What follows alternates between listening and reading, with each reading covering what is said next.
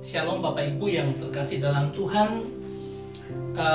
Untuk serial tanda pada kali ini di 279, saya memberikan tema tentang hidup yang berarti dan bernilai kekal.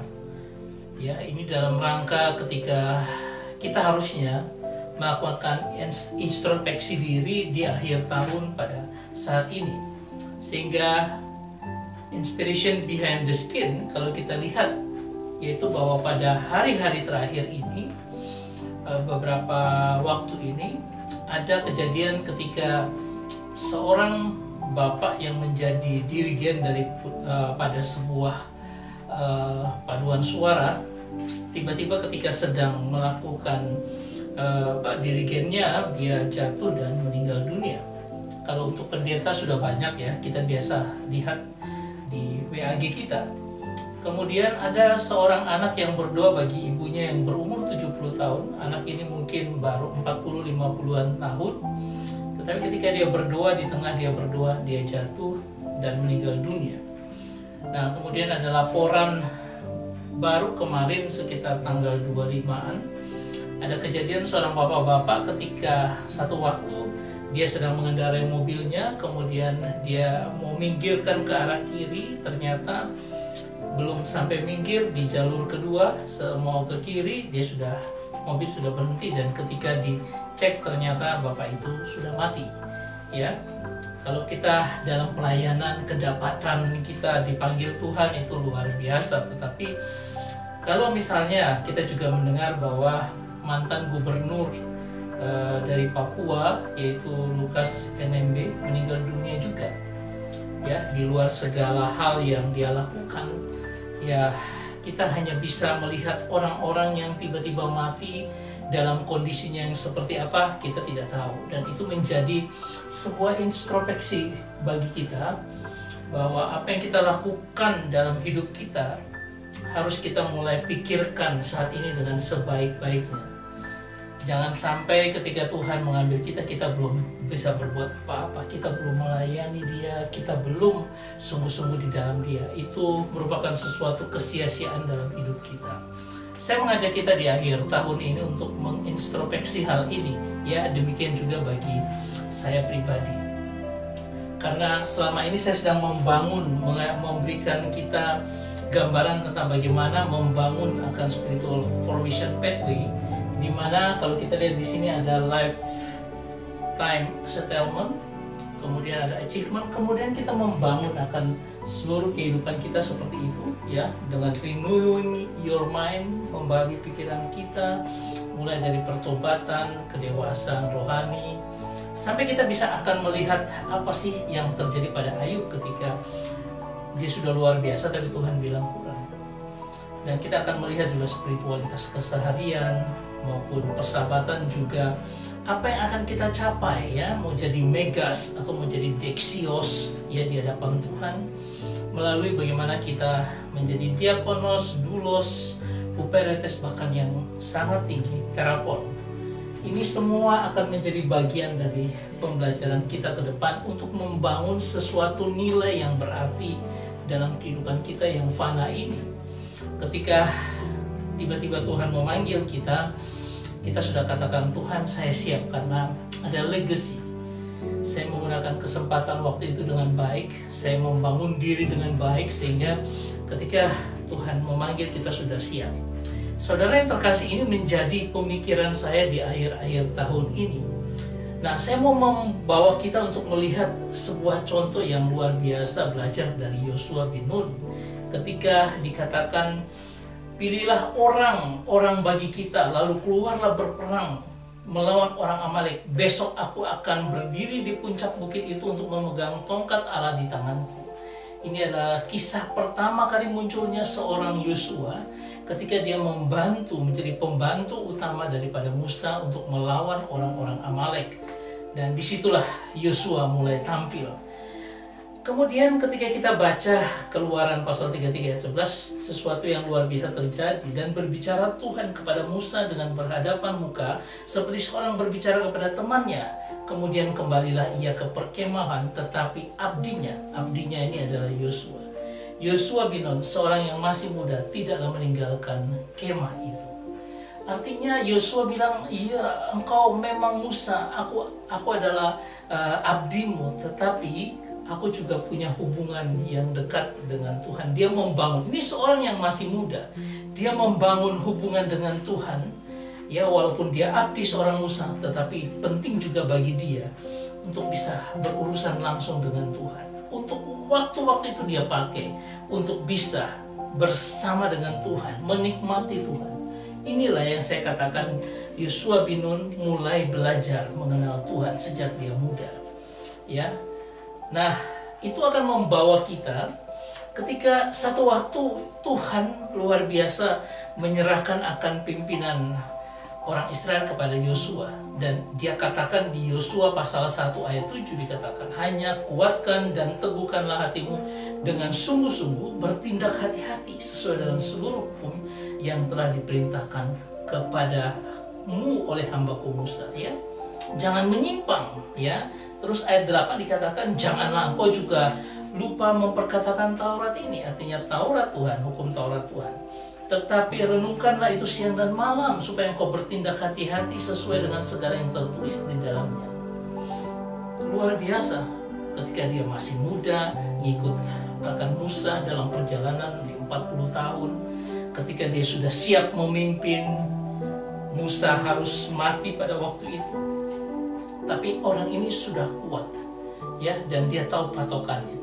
Saudara tahu ketika mereka masuk ke tanah Kanaan, kemudian mereka harus mengorganisir kekuatan mereka untuk melawan orang-orang itu luar biasa.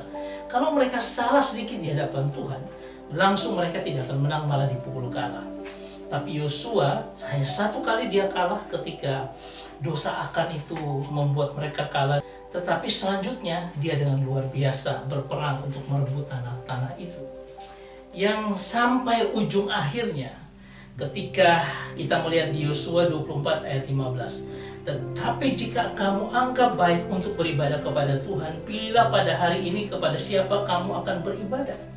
Allah yang kepadanya nenek moyangmu beribadah di seberang sungai Efrat, atau Allah orang Amalek yang negerinya kamu diami. Tetapi aku dan seisi rumahku, kami akan beribadah kepada Tuhan.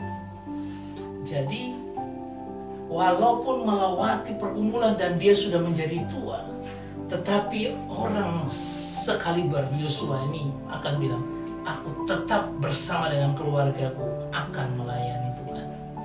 Saudara, ini artinya apa? Semangatnya tidak lekang oleh waktu, dan dia menapaki terus akan spiritual formation pathway sampai kepada puncaknya, di mana dia hanya akan beribadah terus kepada Tuhan. Dari dia masih muda, dari dia diberikan mandat dan dia lakukan dengan baik. Kuncinya satu, ya, jangan lupa memperkatakan firman Tuhan, jangan lupa menjalankan firman Tuhan dalam hidupnya, tetap teguh dalam Tuhan. Nah, itulah bagaimana kita membangun spiritual formation kita. Kita harusnya seperti Yosua, dengan teguh belajar terus, masuk dalam pengalaman dengan Tuhan yang indah, dan sampai dia tua, kita akan melihat sesuatu yang luar biasa. Dan biarlah itu menjadi bagian dalam kehidupan kita. Ini menjadi harta yang luar biasa. Ketika kita akan berkata, saya sampai kapanpun tetap bersama Tuhan. Dan bukan hanya sekedar bersama dia, tetapi intim dengan dia dan tetap teguh di dalam Tuhan. Saudara, kalau kita bicara tentang refleksinya, saya tidak tahu apa lagi yang saya harus katakan.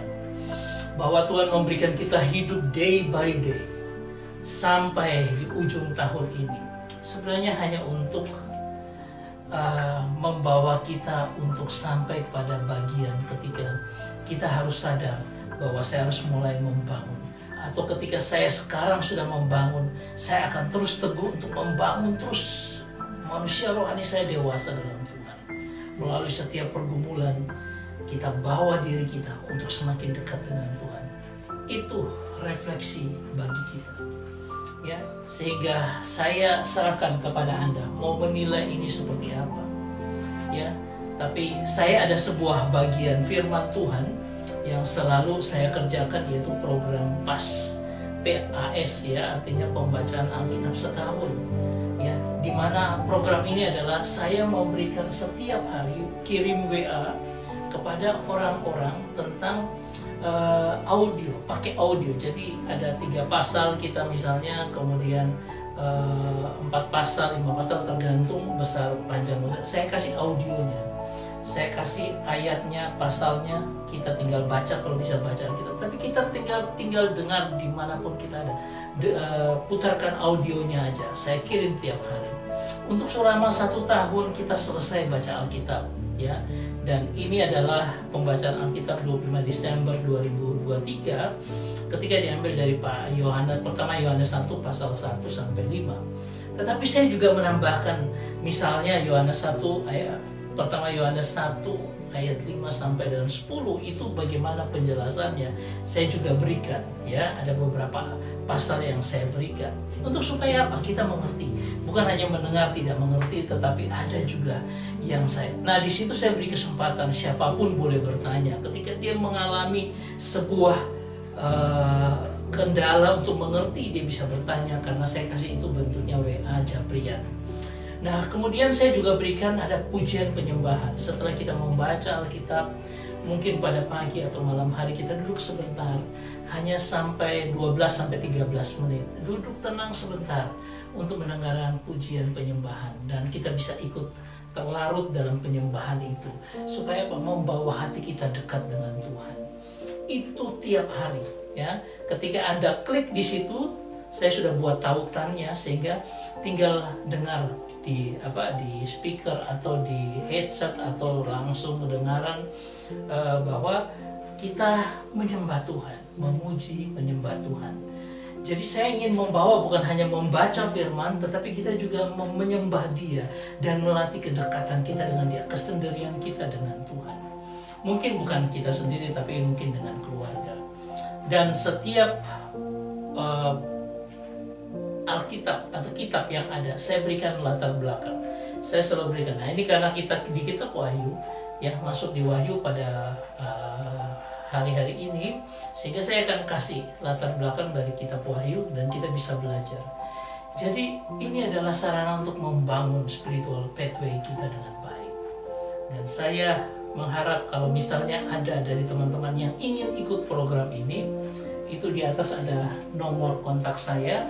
Bisa di WA, saya catat WA Anda, saya buat siaran, broadcast, saya akan kirimkan ke Anda setiap hari. Saya lakukan itu.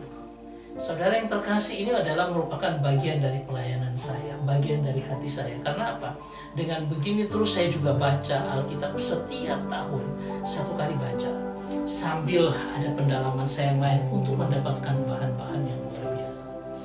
Saya rasa ini harus kita perhatikan di hari-hari menjelang tahun yang berakhir, di mana kita mengevaluasi diri kita. Apakah kita sudah membangun spiritual formation kita dengan kuat?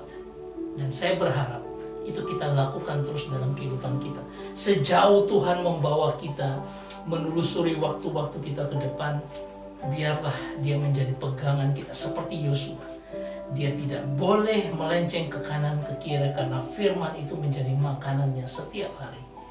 Saya berharap ini terus membangun kita untuk semakin hari semakin dekat dengan Tuhan. Tuhan Yesus memberkati kita semua, dan saya menunggu kalau Anda ingin bersama-sama dalam program PAS tersebut. Tuhan memberkati. Amin.